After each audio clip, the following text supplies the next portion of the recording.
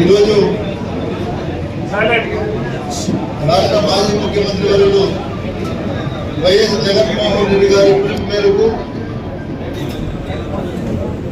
DSC మీద జరిగినటువంటి అక్రమాల మీద చర్చ రౌండ్ టేబుల్ సమావేశానికి విచ్చేసినటువంటి వైఎస్ఆర్ కుటుంబ సభ్యులు మరియు మీడియా సోదరులు, యువత, మహిళలు, అదేవిధంగా ఉపాధ్యాయులు,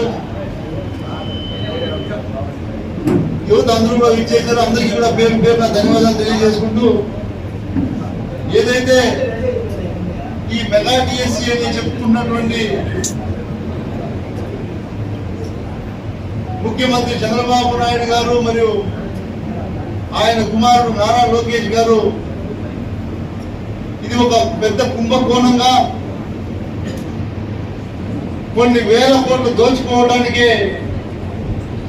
ఈ డిఎస్సిని వాడుకున్నారు అని ఈ రాష్ట్ర ప్రజలందరికీ గమనార్థానికి వచ్చింది. ఎందుకంటే ఎప్పుడు ఈ దేశంలో ఇటువంటి డిఎస్సి ఇంతవరకు జరగలేదనేది అందరూ కూడా, ఉపాధ్యాయులు కావచ్చు, విద్యార్థులు కావచ్చు, విద్యావంతులు కావచ్చు, యువత కావచ్చు, అందరికీ కూడా ఒక అనుమానం తావిచ్చింది. ఎందుకంటే వీళ్ళు జరిపినటువంటి డిఎస్సి ఏదైతే ఉందో దాంట్లో మెరిట్ లిస్ట్ అనేది ఎక్కడా కూడా డిస్ప్లే చేయకుండా, కనీసం మెరిట్ లిస్ట్ లో ఎవరు వచ్చారు, లాస్ట్ లిస్ట్ లో ఎవరున్నారు, కనీసం ఎవరికి ఉద్యోగం వస్తుంది, ఎవరికి ఏ కారణంగా ఉద్యోగం రావట్లేదు అని కూడా తెలియకుండా వాళ్ళకు నచ్చిన వాళ్ళకి ఏదైతే ఈ 16,000 పోస్టుల్లో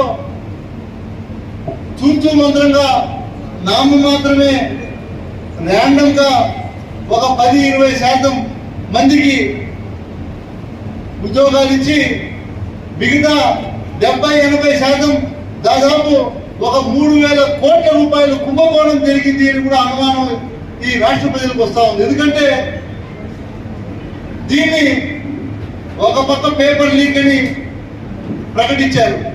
ఈ పేపర్ లీక్ ప్రకటించిన దానికి కూడా కారణం ఈ కుంభకోణం బయటికి రాకుండా, రేపు పొద్దున్నే ఏదన్నా ఇంత డబ్బులు తీసుకొని పోస్ట్ ఇచ్చారు బయటికి రాకుండా రేపు పొద్దున్నే సిబిఐ దర్యాప్తులో బయటపడినా, లేదు ఇది పేపర్ లీక్ వల్ల వాళ్ళకు ఉద్యోగాలు ఇచ్చామని చెప్పుకోవచ్చని దారి మళ్లించడానికి ఇవన్నీ కూడా ముఖ్యమంత్రి కొడుకు నడిపేటువంటి ప్రసంగం లాగా కనిపిస్తుంది మనం మీకు తెలియజేస్తా ఉన్నాం.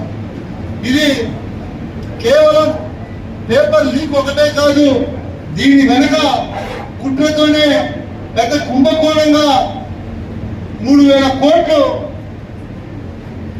డబ్బులు రూపంగా చేతులు మారాయనేదే ఈ రాష్ట్ర ప్రజలకు అనుమానంగా ఉంది కూడా తెలియజేస్తున్నాం. ఎందుకంటే అందరూ కూడా గమనించాలి, సాక్షాత్తు ఒక ఉద్యోగం కావాల్సినటువంటి వ్యక్తి ఫోటో మాట్లాడేటువంటి సంభాషణ ఈ రాష్ట్ర ప్రజలందరూ కూడా చూశారు. అతని మీద ఫోటో మాట్లాడినటువంటి వీడియోలు కానీ మనం అందరూ కూడా చూసాం. ఎంత డబ్బులు మాట్లాడుతున్నాడు ఏమి అనేది దాని మీద నామ మాత్రమే కేసు కట్టారు. అంటే ఇంత జరిగినా దాని మీద కేసు కట్టలేదు, కేసు కట్టినా అతను అరెస్ట్ చేయలేదు. అంటే మతలబ్ ఏంటి?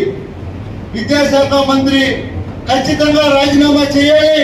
సిబిఐ ఎన్క్వైరీ జరిగిన తర్వాత నువ్వు ఏదైతే నిజాయితీ పరుడని సర్టిఫికెట్ సిబిఐ అధికారులు ఇస్తే ఆ రోజు మళ్ళీ నువ్వు మంత్రిగా కొనసాగచ్చు. అంతవరకు నువ్వు రాజీనామా చేయాలి. ఎందుకంటే ఇదంతా తతంగం. ఎలా జరిగింది?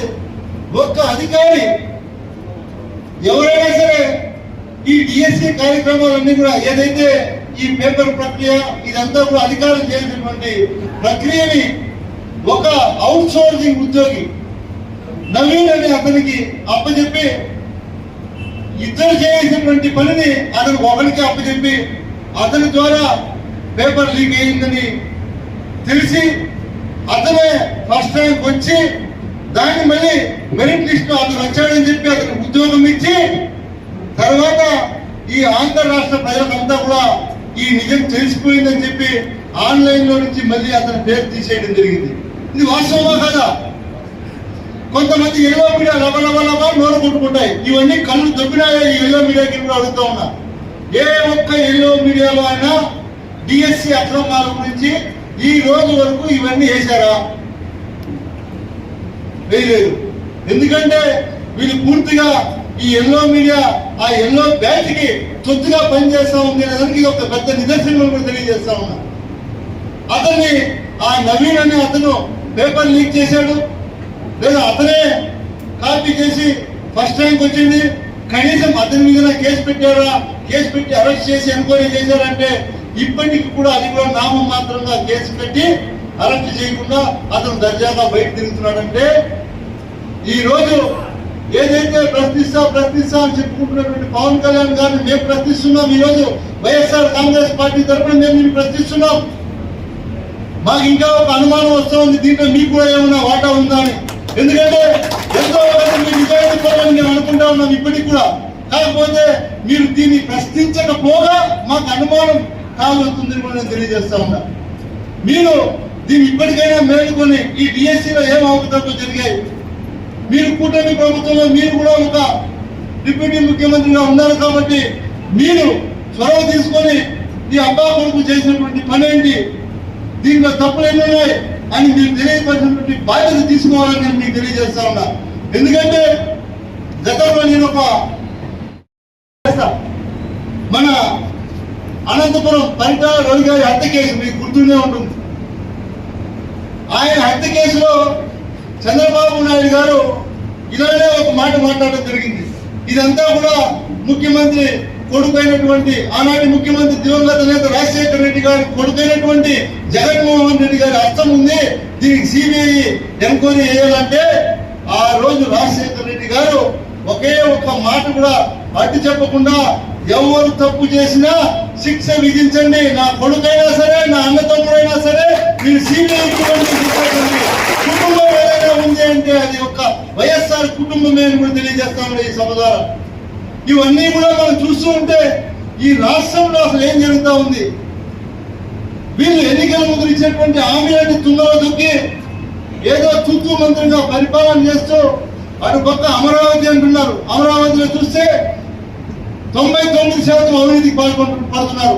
అక్కడ ఉన్నటువంటి రైతుల బాధ మనకి తెలుస్తూనే ఉంది. ఇక్కడ నిరుద్యోగులకు ఇస్తున్నటువంటి నిరుద్యోగ వృత్తి ఇవ్వలేదు. ఎన్నికల సమయంలో ఏదైతే ఇస్తామని చెప్పారో ఒకే ఒక్క యువత కూడా నిరుద్యోగులు ఎవరైతే ఉన్నారో వాళ్ళు ఎవరికి కూడా నిరుద్యోగ వృత్తి ఇంతవరకు ఇచ్చినటువంటి దాఖలాలు లేవు. ఎక్కడైనా ఇచ్చారా? మీరు సూపర్ 6 హామీలు అని చెప్పారు. ఏ సూపర్ 6 ఏమన్నా ఏ కుటుంబానికైనా అందిందా? సరే, వైఎస్ఆర్ కాంగ్రెస్ పార్టీ వాళ్ళకు దేవుడు వెళ్తా కనీసం షర్ట్ చింపుకొని కష్టపడినటువంటి తెలుగుదేశం కార్యకర్తల కన్నా వచ్చిందని నేను అడుగుతాను ఈ సంవత్సరం. ఈ రోజు వచ్చిందే పోనీ న్యాయమేనా ఇది? ఆ రోజు జగన్మోహన్ రెడ్డి గారు కులం చూడం, మతం చూడం, ప్రాంతాలు చూడమని చెప్పి మా చేతిలో అందరికీ ఊడిగిని చేయించాడు ఆ రోజు మా ముఖ్యమంత్రి జగన్మోహన్ రెడ్డి గారు. తెలుగుదేశం ప్రతి కార్యకర్త ఇంటికి కూడా పోయి మేము అన్ని పథకాలు ఇచ్చేసినటువంటి ఘనత మన జగన్మోహన్ రెడ్డి గారు. ఈ రోజు పరిస్థితి చూస్తే రాష్ట్రంలో ఏమీ చేయకపోక అన్ని కుంభకోణాలు మొత్తం దోచుకుంటూ ఈ రాష్ట్రంలో మద్యం ఏమై పారుతా ఉంది. ప్రతి గ్రామంలో ప్రతి రోడ్లలో కూడా నేను ఈ సభలో తెలియజేస్తా ఉన్నాను. మీరు నన్ను చూస్తే గంగవరం మండలం చిన్నూరు గ్రామంలో సునీత అనే ఒక మహిళ స్వచ్ఛందంగా బయటకు వచ్చి అధికారి మీద కంప్లైంట్ చేసింది. అంటే వాళ్ళకి ఏమైపోతారో ప్రజలకే చూసి ఎంత బాధతో తీవ్రపడింది ఆ మహిళ మీరు గమనించండి. దీంట్లో ఎవరి ప్రమేయం లేదు. మనం అందరం కూడా వీడియో ద్వారా చూసాం. అంటే పిచ్చల విడిగా చెరువుల్లో ఇసుక ఎత్తేసారు, ఇండ్ల పక్కన మట్టి ఎత్తేస్తున్నారు, రాకపోకలు కూడా ఇబ్బంది కలిగిస్తున్నారు అని చెప్పి ఆమె రెవెన్యూ అధికారులకు చెప్తే రెవెన్యూ అధికారులు పట్టించుకోకపోతే ఆమె నేరుగా పోలీస్ స్టేషన్ పోయి రెవెన్యూ అధికారి మీద కంప్లైంట్ ఇచ్చింది. అంటే అసలు ఈ వ్యవస్థ ఏం పని చేస్తా ఉంది చంద్రబాబు నాయుడు గారు అడుగుతామని మిమ్మల్ని గుర్తుపెట్టుకోండి. ఒకటి ఈ రాష్ట్ర ప్రజలు గమనించాల్సింది ఒకటే, మనం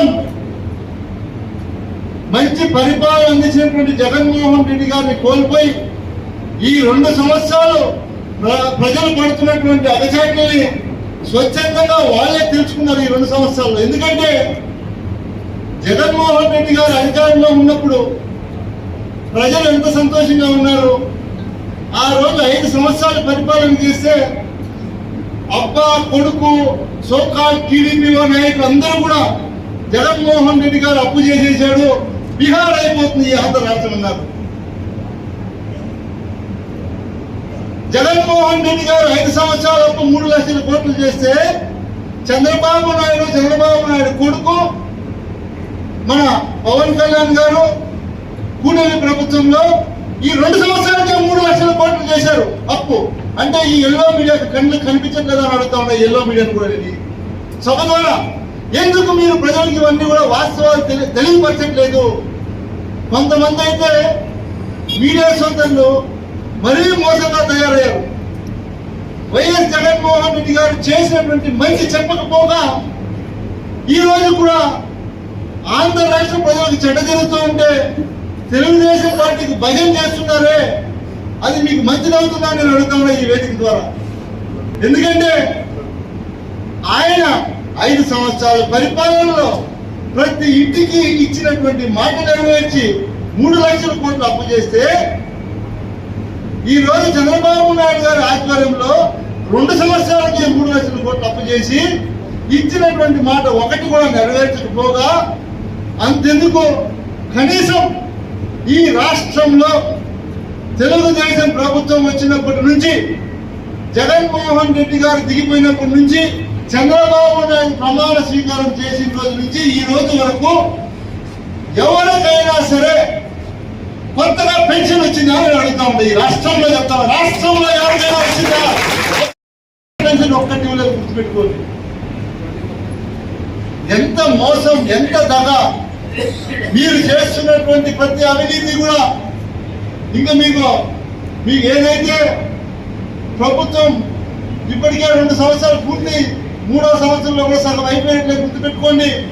ప్రజలు ప్రతిదీ గమనిస్తున్నారు.